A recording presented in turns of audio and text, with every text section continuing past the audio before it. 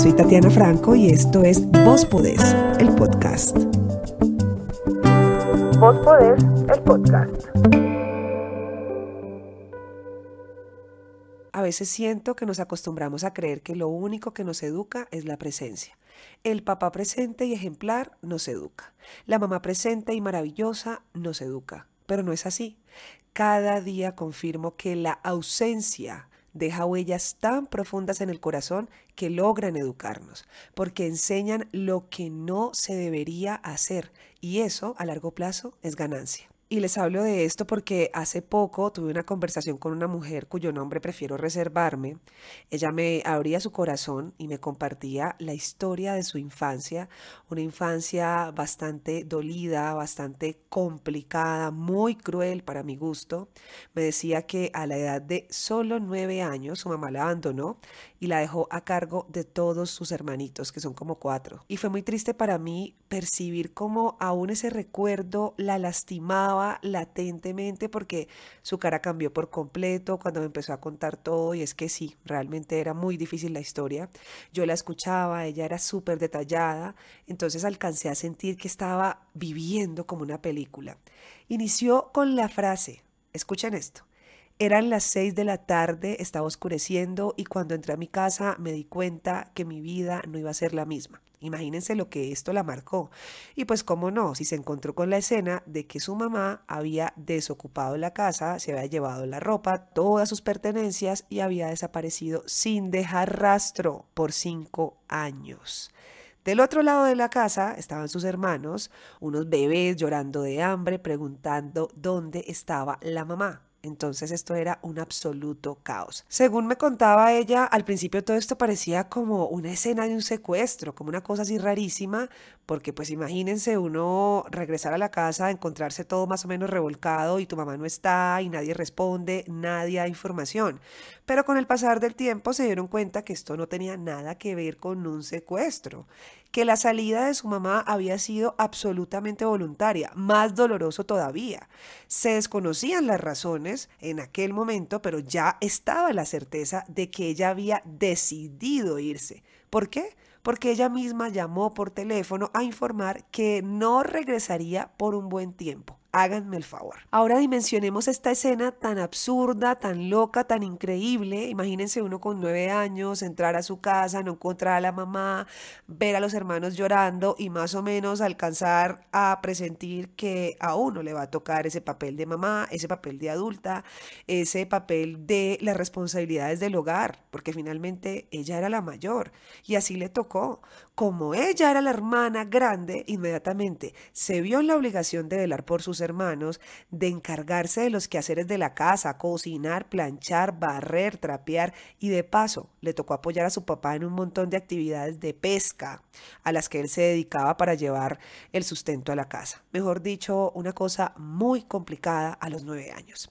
Y me encantaría decirles que esto hace parte de la fantasía, pero no, esto es real. La niña de la que les estoy hablando, que en ese momento tenía 9 y que ya para cuando me contó la historia tenía 29, pues vivió esta situación muy complicada y me lo contó ahogada en llanto. Me decía que tuvo una infancia muy difícil y es evidente, y la verdad yo ni me acuerdo por qué llegamos a este tema. De hecho, todo inició con una charla totalmente aislada, pero por una extraña razón una cosa fue llevando a la otra hasta que se desató esta conversación que me dejó con el corazón arrugado, porque pude imaginarme lo duro que pudo ser, sobre todo cuando la escuché decir frases como: yo sufría, porque mientras los niños jugaban, yo estaba lavando ropa. Y seguramente hay personas que han atravesado situaciones de otro calibre. El propósito aquí no es comparar la dificultad de una persona con la otra, y tampoco me quiero encasillar hablando solamente de la tragedia o de las cosas complicadas, sino más bien del desenlace, que es realmente enternecedor. Imagínense que esta mujer ahora tiene un bebé de 4 mesecitos y puedo decir, por lo que he alcanzado a conocer de ella, que es una mamá ejemplar, una mamá que ama a su niño con todas las fuerzas de su alma, y definitivamente ni Dios ni la vida se equivocan, porque creo que las cosas ocurren por una razón. No quiero justificar que a una niña tan pequeña entonces tengan que pasarle cosas muy difíciles y tenga que atravesar por el abandono de una madre para convertirse en una gran mamá. Obviamente no es necesario, pero siento que la ausencia de esa mamá fue justamente lo que la llevó a ella a convertirse en la clase de supermamá que hoy es. Porque aunque el dolor, el sufrimiento, las complicaciones dejan marcas negativas en muchos, pues fíjense que hay quienes utilizan todo ese dolor a su favor y lo transforman. Y en este caso no hubo necesidad de tener una mamá presente todo el tiempo, porque con tenerla ausente fue más que suficiente para no querer abandonar ni desproteger a un hijo jamás. Entonces se me hizo un final precioso. Y todo esto me hace pensar que yo tenía que escuchar a esa mujer ese día, porque la ausencia de su mamá me dio lecciones hasta a mí. Verla como le brillaban los ojos mientras me decía amo a mi bebé, no quiero que pase por lo mismo que yo pasé, no quiero que a su corta edad tenga que dejar de jugar por lavar ropa, por cocinar, por planchar. Todo eso fueron razones suficientes para identificar que no somos lo que nos pasa, sino lo que hacemos con lo que nos pasa.